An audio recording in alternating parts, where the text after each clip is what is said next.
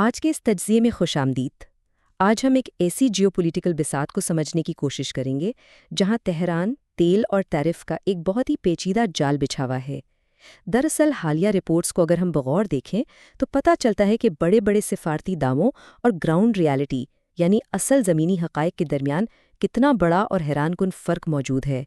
تو بات کچھ ایسی ہے کہ امریکہ، چین اور ایران کے درمیان چلنے والا یہ صاف افریقی ٹکراؤ کوئی عام سفارتی کشمکش نہیں ہے۔ یہ بالکل ایک گلوبل چیس بورڈ کی طرح ہے۔ جو کچھ ہمیں بیانات میں سنائی دے رہا ہے اور جو اصل کھیل پردے کے پیچھے کھیلا جا رہا ہے، ان میں زمین آسمان کا فرق ہے۔ یہ بین الاقوامی تجارت اور عالمی طاقت کے توازن کا ایک ایسا سنسنی خیز کھیل ہے جس کے نتائج براہ راست پوری دنیا کی معیشت پر اثر انداز ہو سکتے ہیں۔ آئیے سب سے پہلے اس کے پہلے مرحلے یعنی اس سفارتی تعطل کو دیکھتے ہیں۔ اس کہانی کا آغاز صدر ٹرمپ کے حالیہ دورہ بیجنگ اور صدر شی جن پنگ کے ساتھ ہونے والی اس انتہائی اہم ملاقات سے ہوتا ہے۔ اب یہاں سفارتی دباؤ بالکل اپنے عروج پر تھا۔ ذرائع بتاتے ہیں کہ صدر ٹرمپ نے ایک بہت ہی بولڈ موو کھیلتے ہوئے تائیوان کے مستقبل کو سیدھا سیدھا ایک کڑی شرط سے جوڑ دیا۔ ایک طرف واضح ڈیمانڈ تھی کہ چین کو ہر صورت ایران کی جوہری اور فوجی حمایت ترک کرنی ہوگی، اور دوسری طرف یہ کھلی دھمکی کہ اگر بیجنگ نے بات نہ مانی تو تائیوان کی دفاعی اور اقتصادی امداد روکی جا سکتی ہے۔ یہ واقعی عالمی سیاست کی بساط پر کھیلا گیا ایک بہت بڑا جوا تھا۔ اس جارحانہ اپروچ کے بعد کیا ہوا؟ واشنگٹن نے فوراً کلیم کیا کہ جی ہم جیت گئے ہیں۔ یہ اعلانات سامنے آئے کہ چین نے ایران کو جدید فوجی ٹیکنالوجی فراہم نہ کرنے کا وعدہ کر لیا ہے۔ امریکی موقف کے مطابق بیجنگ اب اس بات پر بھی راضی ہے کہ تہران کے پاس جوہری ہتھیار نہیں ہونے چاہیے، اور یہ کہ شی جن پنگ نے امریکی ایران معاہدے کے فریم ورک کی حمایت کر دی ہے۔ ظاہر ہے دیکھنے میں یہ ایک بہت بڑی سفارتی فتح لگ رہی تھی جس میں سب کو یہ سوچنے پر مجبور کر دیا کہ شاید اب ایران بالکل تنہا رہ گیا ہے۔ لیکن رکیے، اب آتے ہیں دوسرے مرحلے پر، یعنی جوہری ہتھیاروں کی بحث۔ کہانی یہاں سے ایک نیا اور انتہائی دلچسپ رخ لیتی ہے۔ فاکس نیوز پر ایک انٹرویو کے دوران ایک بہت ہی غیر معمولی اور حیران کن دعویٰ سامنے آیا۔ ٹرمپ نے کھلے عام کہہ دیا کہ ایران کا جو چھپا ہوا یورینیم کا ذخیرہ ہے وہ کوئی اصل خطرہ نہیں بلکہ محض ایک پی آر سٹنٹ یعنی صرف دکھاوا ہے۔ ذرا سوچئے، ڈیفنس اینالسٹ کا تو دماغ ہی گھوم گیا۔ ایک طرف عالمی سطح پر جوہری خطرے کا اتنا شور ہے اور دوسری طرف قیادت سرعام اسے محض ایک سیاسی شبدہ بازی قرار دے رہی ہے۔ اصل مدعا یہاں ایک ٹیکنیکل فرق کا ہے۔ دیکھیے، زمین دوز بنکرز میں خام یا تابکار مواد جمع کر لینا ایک الگ چیز ہے، لیکن اس مواد کو ایک ایکٹیو اور تباہ کن بم میں تبدیل کرنے کے لیے جو بہت ہی ایڈوانسڈ انجینئرنگ چاہیے ہوتی ہے نا، وہ بالکل مختلف گیم ہے۔ واشنگٹن کا دعویٰ یہی تھا کہ ایران اس ویپنائزیشن ٹیکنالوجی سے کوسوں دور ہے، یعنی ان کے پاس خام مال تو ہے لیکن اسے ہتھیار بنانے کی صلاحیت فی الحال موجود نہیں۔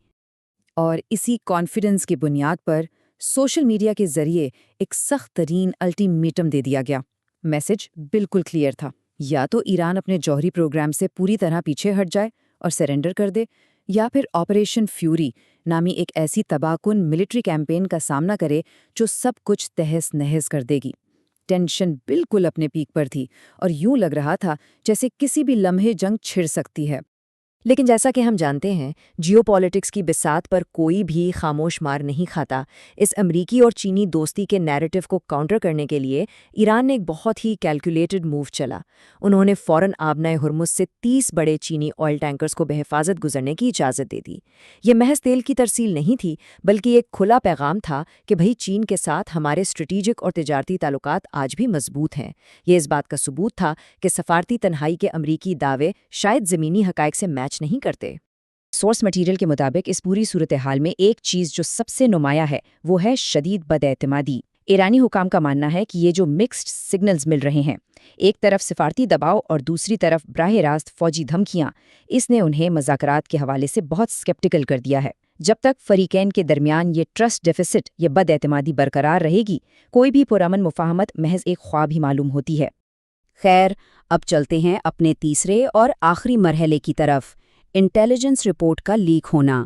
یہ وہ حصہ ہے جہاں ہم سفارتی بیانات کی ہوائی دنیا سے نکل کر انتہائی سخت اور تلخ زمینی حقائق کا سامنا کرتے ہیں۔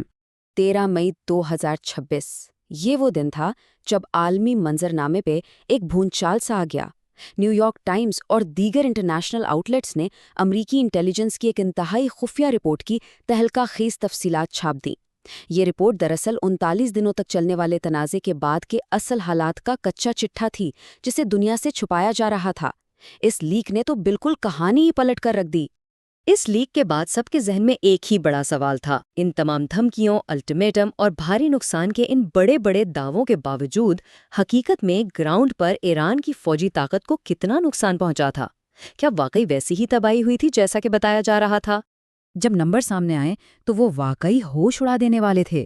لیک ہونے والے ڈیٹا کے مطابق ہرمز کے ساحلی پٹی پر موجود ایران کے 33 میں سے 30 میزائل ٹھکانے، یعنی کہ پورے 91% بالکل محفوظ، مکمل طور پر ایکٹیو اور تہران کے کنٹرول میں تھے۔ صرف 3 بیسز ایسے تھے جنہیں تباہ کیا جا سکا۔ یہ ریالٹی اس آفیشیل نیریٹو سے کتنی مختلف تھی، یہ اعداد و شمار خود بتا رہے ہیں۔ اور حیرت کی بات صرف یہاں تک محدود نہیں۔ جب ہم کلاسیفائڈ ڈیٹا کی مزید ڈیٹیلز میں جاتے ہیں تو پتہ چلتا ہے کہ ایران کے 70% موبائل لانچرز اور میزائلوں کا ذخیرہ آج بھی 100% محفوظ اور آپریشنل ہے۔ اصل شاگر تو یہ تھا کہ جدید ترین بنکر بسٹر بموں کی بارش کے باوجود ان کی 90% انڈر گراؤنڈ بیسز کا بال بھی بانکا نہیں ہوا۔ یہ فیکٹس بالکل شیشے کی طرح صاف کر دیتے ہیں کہ فوجی مہم اپنے ٹارگٹس اچیو کرنے میں بری طرح فیل ہوئی۔ اب سوال یہ ہے کہ یہ بچے کیسے؟ اس رپورٹ نے ان میزائل شہروں کی تفصیل بتائی ہے۔ یہ کوئی عام اڈے نہیں ہے، یہ پہاڑوں کے اندر سینکڑوں میٹر نیچے بنائے گئے انڈر گراؤنڈ کمپلیکس ہیں، اور سب سے بڑی بات، یہ آپس میں ایک زیر زمین ریل نیٹ ورک کے ذریعے جڑے ہوئے ہیں۔ یعنی ایران اپنے خطرناک میزائلوں کو زمین کے اوپر لائے بغیر ہی انتہائی تیزی سے ایک جگہ سے دوسری جگہ شفٹ کر سکتا ہے۔